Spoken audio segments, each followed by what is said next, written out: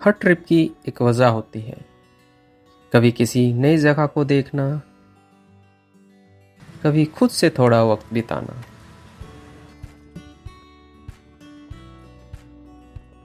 और इस बार बस एक ही सोच थी।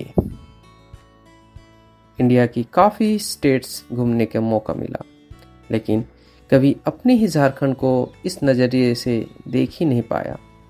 तो इस बार सोचा चलो देखते हैं, जो इतने सालों से इतने पास था उसे हम कितने जानते हैं।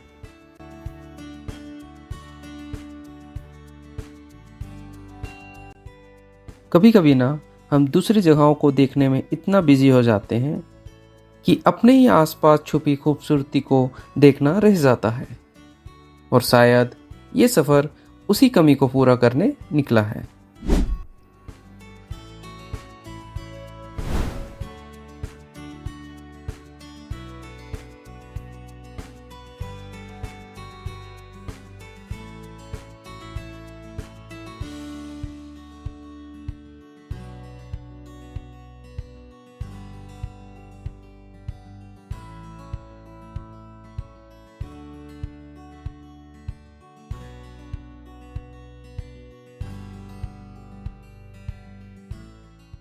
अस्सलाम वालेकुम और जोहार। मैं हूं सद्दाम और आपका खुशामदीद है एक नए सफ़र में। फाइनली हमने इस जगह का नाम बहुत सुना था, लेकिन आज देख भी लिया। और इस सफ़र का सबसे पहला जो लोकेशन है हमारा ये पतरातू वैली है। काफ़ी सुना था, पिक्चर्स में देखे थे, और देखना और उस जगह को समझना का फ़र्क समझ आ रहा है। काफ़ी खूबसूरत है।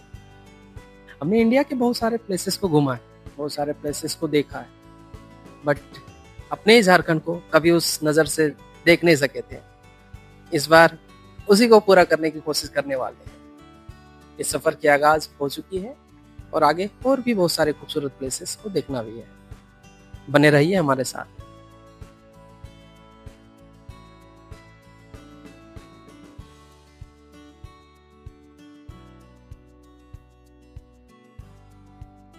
ग्राउंड से देखने पर पतरातू खूबसूरत जरूर लगता है, लेकिन इसका असली स्केल और इस पूरी वैली की खूबसूरती शायद ऊपर से ही समझ आती है।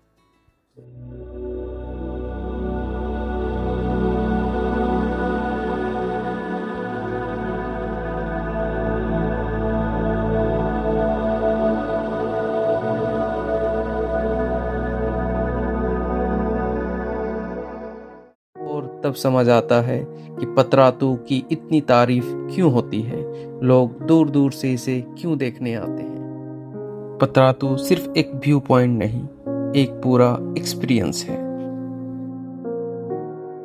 अच्छा ये बताओ, तुम बहुत दिनों से रांची में रह रहे हो और बहुत बार आए भी होगे, तो ये जगह सबसे ज्यादा किस लिए फेमस है? लोग क्या देखने आते हैं?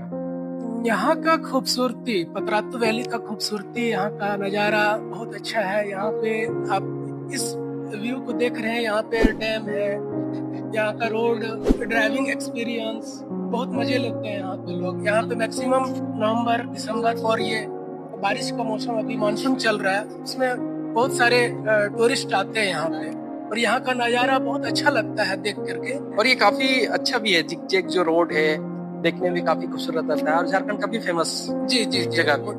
यहाँ पे बहुत सारा मतलब झारखंड का हर कोई आना चाहता है यहाँ पे।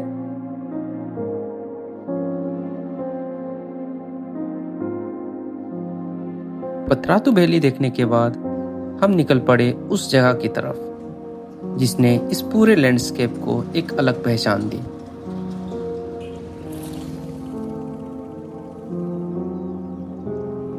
पतरातू को हम अक्सर इस वैली और रोड की वजह से याद रखते हैं, लेकिन इस पूरे लैंडस्केप की कहानी इस डैम के बिना अधूरी है।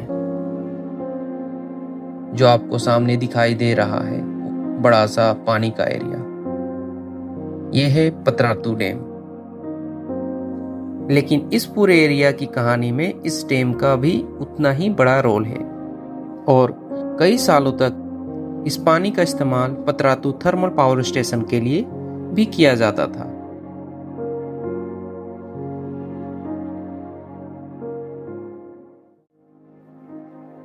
अभी हम लोग वहाँ वैली देखने के बाद एक और जगह हमारे रियाज साहब ने लेके आया है। कहाँ जा रहे हैं हम लोग? तो बोटिंग के लिए यहाँ पे सब कोई जाते हैं, अच्छा। बोटिंग करते हैं। ये क्या पतरातू डैम के पास है ना?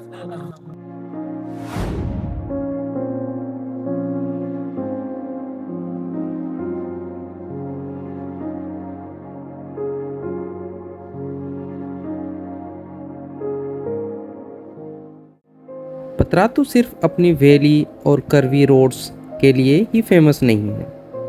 इस जगह की एक और पहचान है पतरातू डैम। आज ये सिर्फ एक डैम नहीं बल्कि रांची के आसपास के सबसे पॉपुलर वीकेंड डेस्टिनेशन में से एक है। यहाँ बोटिंग, रिजॉर्ट्स और शांत इन्वायरमेंट की वजह से काफ़ी लोग अपने वक्त बिताने आते हैं।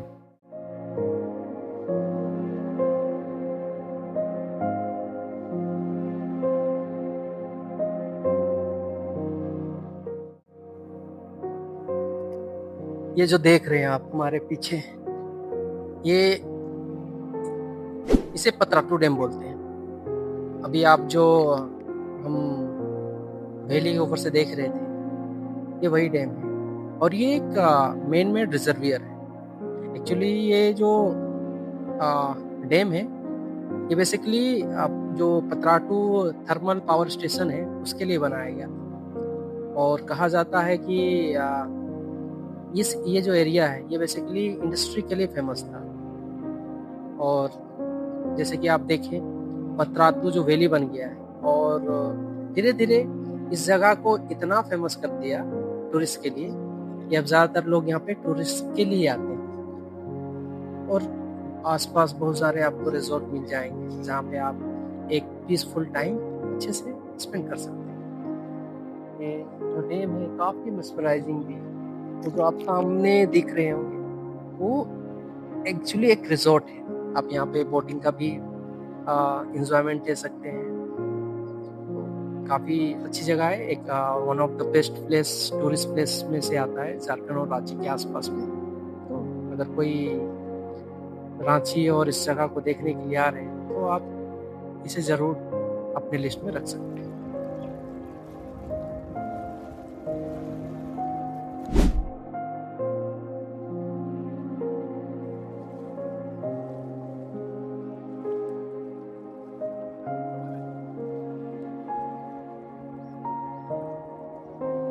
एक बात माननी पड़ेगी, पतरातू ने सरप्राइज किया।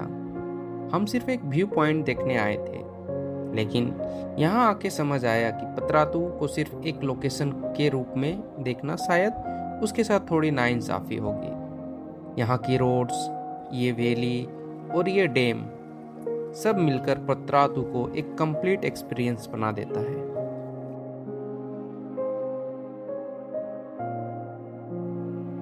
पतरातू से हम सिर्फ कुछ अच्छे यादें लेके नहीं जा रहे हैं, एक नया नज़रिया लेकर जा रहे हैं। और शायद इसीलिए इस एपिसोड का नाम एक नया नज़रिया रखना बिल्कुल सही लगा।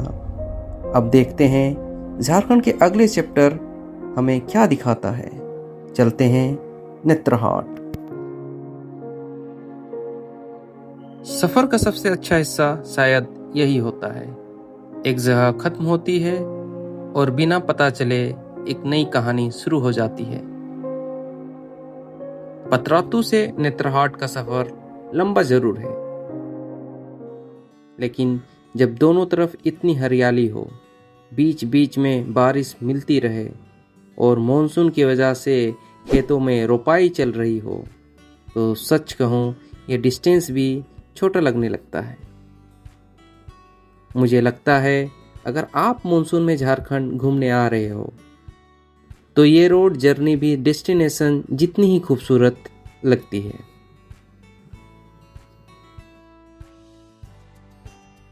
और जैसे जैसे नेत्रहाट पास आता गया, वैसे वैसे आसपास का माहौल भी बदलता गया।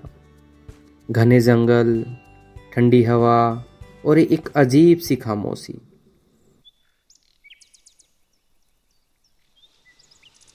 बस जंगल की आवाज़ और सफ़र। वैसे ये रोड जितनी खूबसूरत है उतना ही चैलेंजिंग भी। शार्प टर्न्स, एक तरफ पहाड़ और दूसरी तरफ गहरी खाई। इसलिए अगर आप भी नेतरहाट आ रहे हो तो इस रोड पर आराम से और ध्यान से ड्राइव करिए। नेचर का मज़ा तभी आता है जब आपका सफ़र भी सेफ रहे।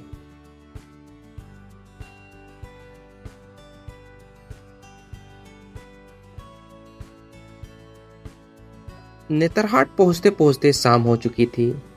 प्लान था मंगोलिया सनसेट पॉइंट देखने का, लेकिन जब तक हम पहुंचे सूरज ढल चुका था। कभी कभी हर चीज़ प्लान के हिसाब से नहीं होती, और शायद ये भी सफ़र का एक हिस्सा है। आज के लिए इतना ही।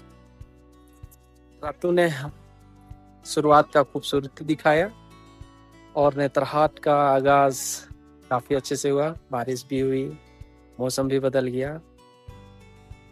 कल मिलते हैं नेतरहाट की उन कहानियों के साथ जिनकी वजह से इसे क्वीन ऑफ छोटा नागपुर कहा जाता है।